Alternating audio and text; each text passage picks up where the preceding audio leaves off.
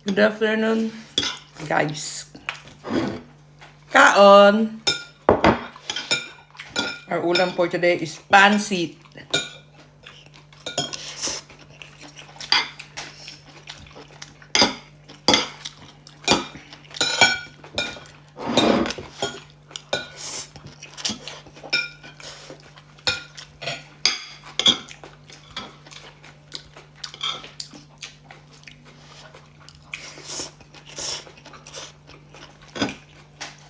Nasa Poland ako.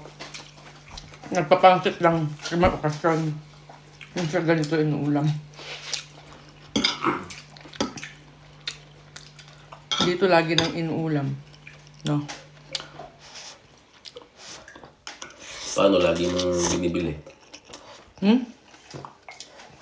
Siyempre, lagi mong binibili. Alam ang di lutuin. Eh doon pag... Di ko kasi alam doon paano bumili yung pansit eh.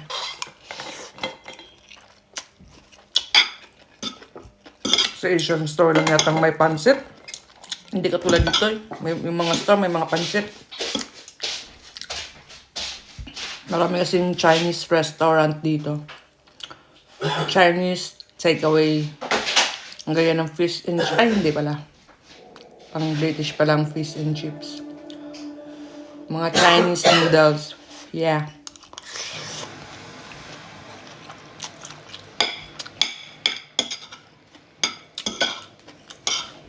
Dami mo naman nilagay sa akin. Hindi ko maubos. Dami mo nilagay pero nagkanin ka pa. Kaya nga eh.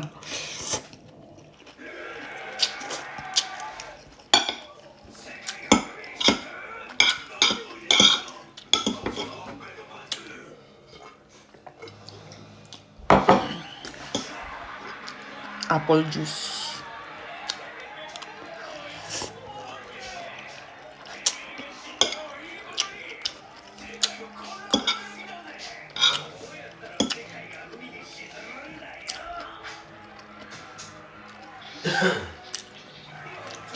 Galing kaming airport. Kanina nagsundo kami doon sa isang kasama niya sa trabaho. Sinundo namin sa airport. Tapos, hinarang daw yung mga gulay na galing Pilipinas. Kinuha doon sa airport. Bawal pala yung mga fresh na gulay. Dalhin dito. Siguro dahil, ano ba yan? Meron kasing isang lugar sa Pilipinas na bawal magdala ng prutas. Ay, ng mangga. Bawal siya sa Saman Island, sa Davao, bawal pumasok ng mangga doon. Siguro, kasi yung mga mangga yata doon, matatamis eh. Siguro pag nagpasok ka ng mangga doon at tumubo, mahahawa yung ibang mangga nila, magiging maasim, parang ganun. Ewan lang. Siguro nga, parang ganun. Kaya yung mga dala niyang gulay, ang dami. 23 kilos kasi siya. Tapos wala siyang ibang alam na dalhin. Kaya nagdala siya ng mga gulay.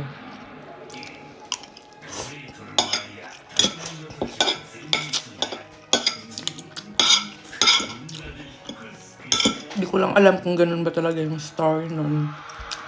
Bakit bawal magdala.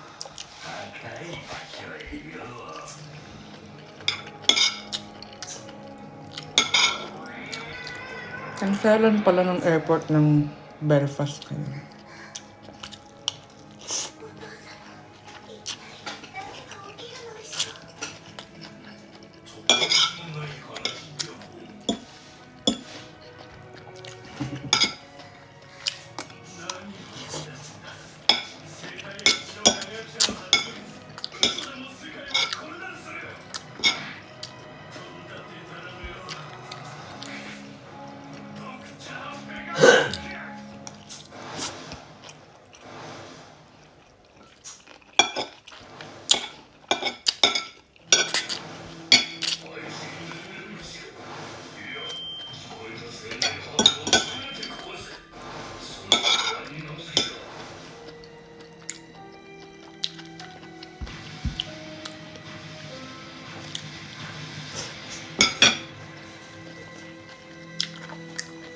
Doon na?